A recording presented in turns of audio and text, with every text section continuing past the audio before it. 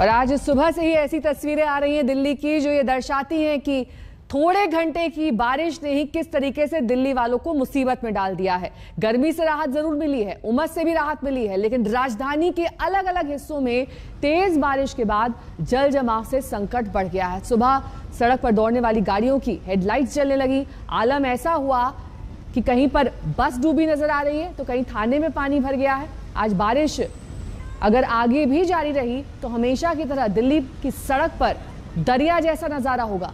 दफ्तर के लिए निकलने वाली भीड़ जहां तहां फंसेगी और ट्रैफिक जैम की तस्वीरें फिर से सवाल करने लगेंगी। मौसम विभाग के मुताबिक दिल्ली और करीबी इलाकों में अगले कुछ दिन तक बारिश जारी रह सकती है। 6 इलाकों की तस्वीरें हम दिखा रहे हैं, इसमें से कई वो इलाके हैं जो पॉश और वीवीआईपी इलाके हैं। यहां पर भी जल जमाव की स्थिति देखी जा रही है। राजपथ, इंडिया गेट, प्रगति मैदान, धौला कुआं, ये तमाम वो इलाके जहां पर पानी भर चुका है। ये बस के अंदर की तस्वीर देखिए, यहाँ पर पानी ऐसे बह रहा है जैसे कोई दरिया हो और लोग अपने आप को, यात्री अपने आप को बचाते हुए दिखाई दे रहे हैं।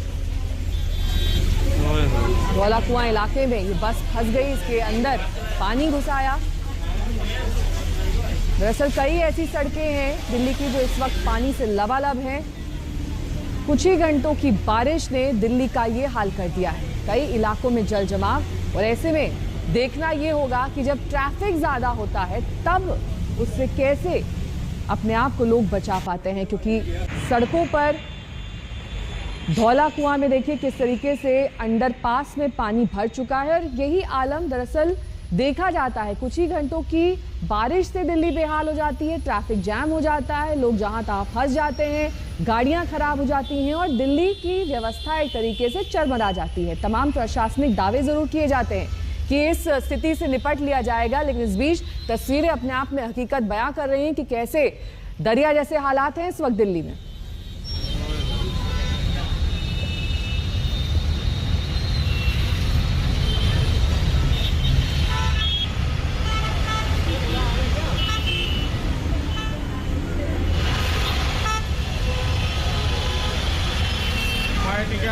ये है दास्ताने दिल्ली एनसीआर। जी हाँ, चंद मिनटों की बारिश, घंटे भर की भी बारिश नहीं है, और उसमें जो तस्वीरें हैं वो बताने के लिए काफी हैं कि कैसी व्यवस्था है और व्यवस्था क्यों चरमरा जाती है।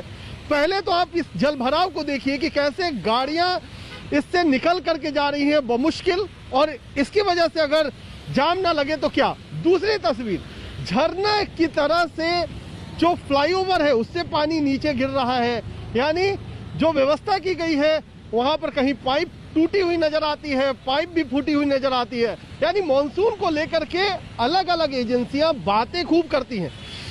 ये NH9 है, NH24 है, जो कि दिल्ली से मेरठ को जोड़ता है, और इस सड़क की ख्याति अलग अलग जगहों पर है कि कितनी कम समय में बनाया गया, कितनी बेहतरीन क्वालिटी की सड़क बनाई गई। लेकिन बारिश ये बताने के लिए काफी होता है कि सब कुछ कितना सुपरफिशियल है, कितना ऊपरी है, कितना छद्म है।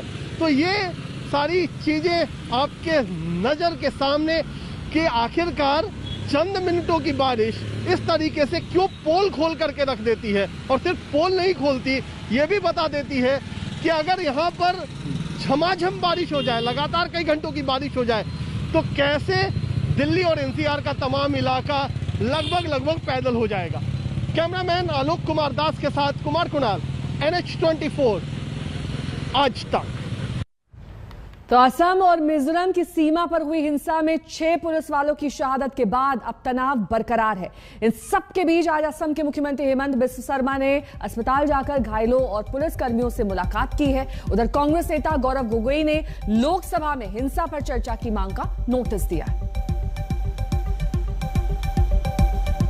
तो विवाद वाले इलाके आपको दिखा देते हैं। कोलासिब, मामित, आइजोल, हैलाकांडी, काचर, करीमगंज, जिसको लेकर अब टकराव की स्थिति मिजोरम और असम में देखी जा रही है। यानी कि सटी सीमा कुल 164 किलोमीटर की है, और यह टकराव अगस्त में ही शुरू हो गया था, जिसने कल एक विकराल रूप ले लिया। तो हम आपको बता दें कि यह टकराव दरअसल 26 जुलाई 2021 को हुआ। उसके बाद टकराव की स्थिति लगातार दिखाई दे रही है असम और मिजोरम में। विवाद वाले इलाके हम लगातार आपको दिखाएं। 6 ऐसे इलाके हैं जहां पर विवाद चल रहा है।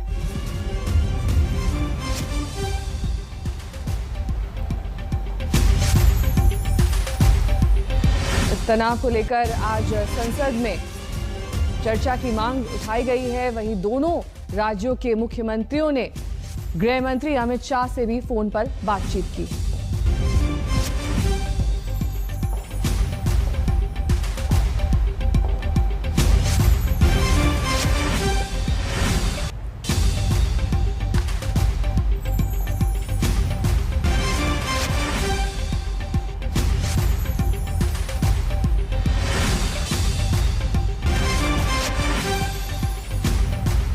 असम और मिजोरम की सीमा पर हुई हिंसा में 6 पुलिस वालों की शहादत के बाद तनाव बरकरार है। आज असम के मुख्यमंत्री हेमंत बिस्वा शर्मा अस्पताल जाकर घायलों और पुलिसकर्मियों से मुलाकात कर चुके हैं। कांग्रेस नेता गौरव गोगोई ने भी लोकसभा में हिंसा पर चर्चा की मांग का नोटिस दिया है।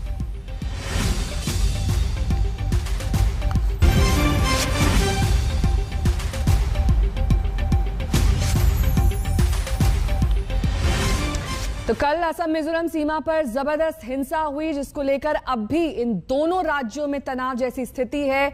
आज संसद में इस पर चर्चा की मांग भी की जा रही है, लेकिन इस बीच घायलों से मुलाकात मुख्यमंत्री कर चुके हैं। हेमंत बिस्वा शर्मा ने लगातार कहा है कि इस विवाद को जल्द सुलझाना होगा, क्योंकि ये विवाद अब हिंसात्मक रूप ले चुका है। जुलाई से ही इस तरह की हिंसा की घटना सामने आ रही है और अगस्त में भी इस तरह की हिंसा कल देखने को मिली है। The constitutional boundary of Assam, and we are not going to take an inch of land from the Mizoram.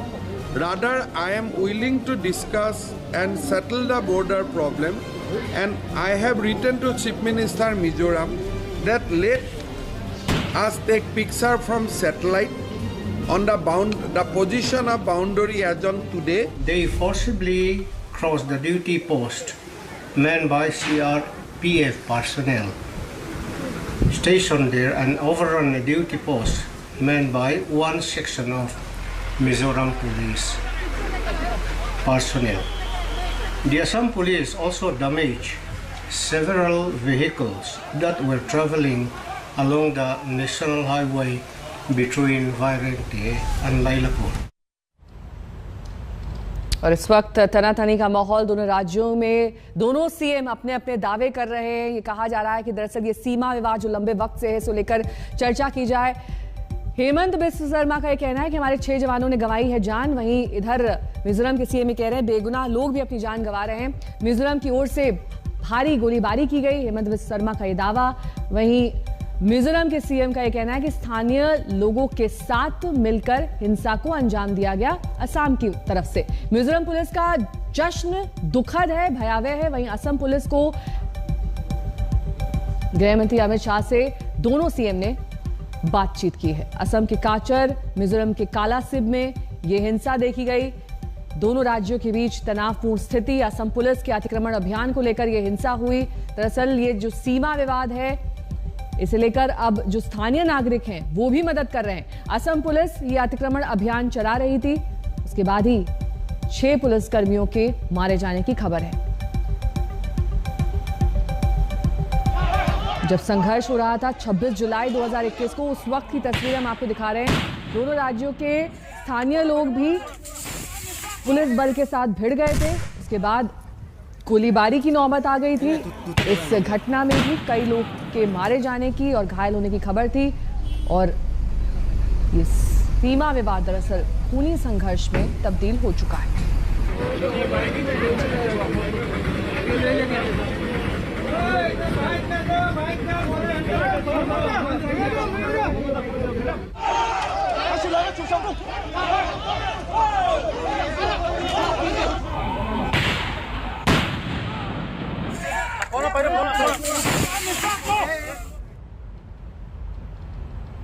कल हुई हिंसा के बाद असम के मुख्यमंत्री हेमंत बिस्वा शर्मा ने एक वीडियो जारी किया है। उन्होंने कहा कि हिंसा के बाद मिजोरम पुलिस के जवान जश्न मनाते हुए दिखाई दिए। ये बेहद दुखद है।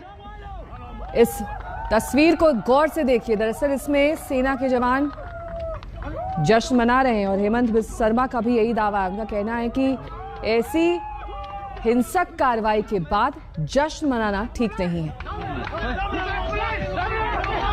मिजोरम में ये जश्न मनाया गया। सेना के जवानों की ओर से स्थानीय लोग भी इसमें शामिल हुए और ये वीडियो उसी वक्त का।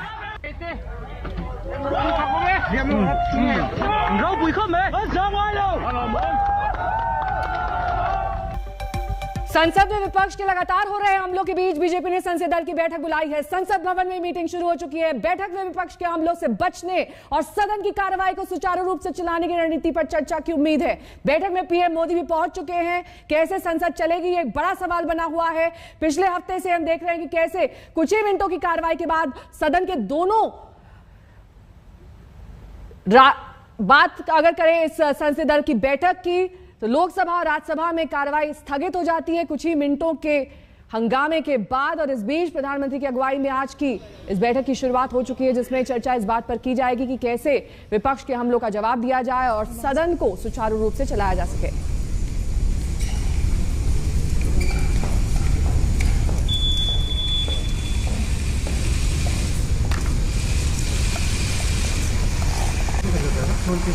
आवाज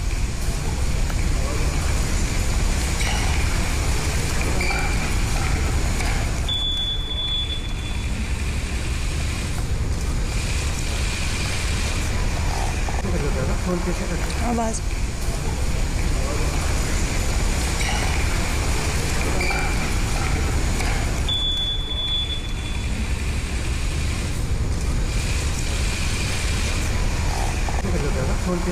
आवाज